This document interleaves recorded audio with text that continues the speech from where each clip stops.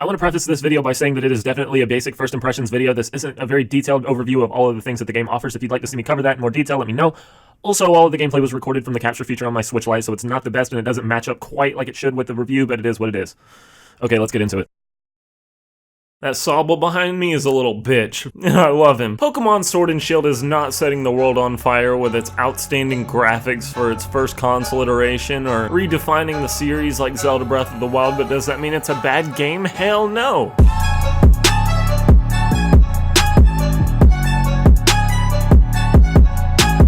I wanted to cover Pokemon Sword and Shield in a video because I'm somebody who hasn't really touched a Pokemon game since like Black and White. Throughout my couple decades of living, I've just casually played Pokemon games. I might pick one up, battle a couple of gyms, play it for a few hours, and then completely forget about it. So my biggest question going into Sword and Shield, especially amidst all the controversy, was, is this really worth the $60 price tag? And am I really going to enjoy it just as a casual Pokemon fan? And I was pleasantly surprised. I've been having a good time with it. After 9 hours of playtime, I just finished playing my first gym battle, so I have a ton more content to go. So I want to tell you guys all about the controversies that may be holding you back from it and what I really like about it. So if you're a huge Pokemon fan, you're picking up this game regardless, right? You probably already did day one. But if you're a more casual player like me, all the controversies and stuff are probably going to have you a lot more skeptical, so I think we should go ahead and cover those before we talk about more of the game. So let's go ahead and brush over those real quick. This is the first console iteration of a Pokemon game, so obviously it has ridiculously high expectations going into it, right? If you're expecting an entire graphical overhaul of the Pokemon series, you're not getting it here, but what you are getting is an improvement over previous titles. I think this is the best playing and best looking Pokemon yet, that I've played anyways. Twitter would have you believe that this is just a 3DS game upscaled, and that's not entirely true. I have seen some assets sprinkled throughout the game that looks like they just came from a 3DS game, but then there's things that are really good. There's a lot of animations and a lot of little things sprinkled throughout the game that really make it pop and stand out as a console experience. There's really well done animations, like when the game first starts out and you're seeing these starters interact with each other to kind of give you a good idea of who you should really go with that fits your personality best, or when you go into your first gym battle and everything's laid out like a sports arena. These things have all been improved and they all look very nice. There are things that hold it back, like the wild area does look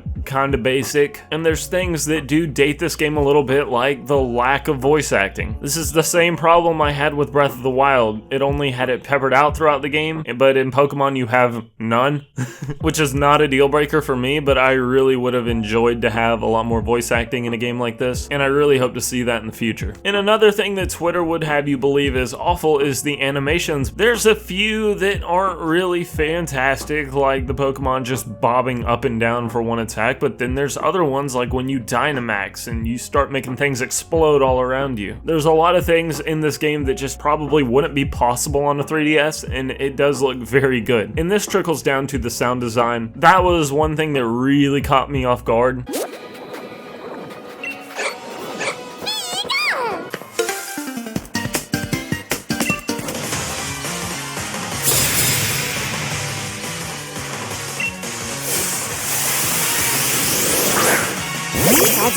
The music is really good, and when you step into your first gym battle, it's really incredible. Hearing this realistic crowd cheer behind you, it's something that also emphasizes why voice acting would be so good, but I've been playing the entirety of Sword and Shield on my Switch Lite, and I was very pleasantly surprised when I went over to a friend's house and he was actually playing it on his TV, and it looked very good and seemingly ran very smooth as well. One hiccup was when you connect it online, it just starts stuttering like a motherfucker. I'm not really sure why that is. Hopefully they'll patch that. But when it comes down to just regular single player gameplay, I didn't even update or patch this thing. I played it on airplane mode from the second I got it, and it ran pretty good. But yo, that roster's fucking weak. We're getting to that. Chill, alright? Yes, there isn't going to be every fan favorite Pokemon in this game, but I still have yet to run out of new Pokemon to run into. There's a ton of content in this game, don't worry about that. Like I said, I've been playing this for 9 hours just screwing around, and after my 9.5 hours of playtime, but after beating my first gym, I still have a hell of a lot ways to go. Yes, maybe your favorite Pokemon isn't going to make it into this game, and that's gonna suck. But especially if you're more of a casual player, player, you probably don't care about that so much, and you're constantly gonna have new, ridiculously cute Pokemon to run into until they evolve. Like the Sobble evolution is ugly as fuck. I want to go back, but I'm having a really good time on what's on offer here. Content-wise, the wild area is just this open world thing that you can catch new Pokemon in. It works great. It's completely new to the series. It's really awesome, other than the fact that I spent like 10-15 balls on a really high level Pokemon until I realized, oh, I have to be a higher level to get that. That kind of sucked. But on the flip side, you can farm a lot of XP from it, so there's give and take, I suppose. Theoretically, I guess you could just rank the shit out of your starter Pokemon and then cream through the rest of the game, but I spent a lot of time just catching Pokemon after Pokemon after Pokemon, so it doesn't feel like I'm just breezing through the game. There can be difficulty to be had in it if you choose so. There's also a lot of in-game content and metagame within Pokemon, so you have like Pokemon breeding, building a competitive team,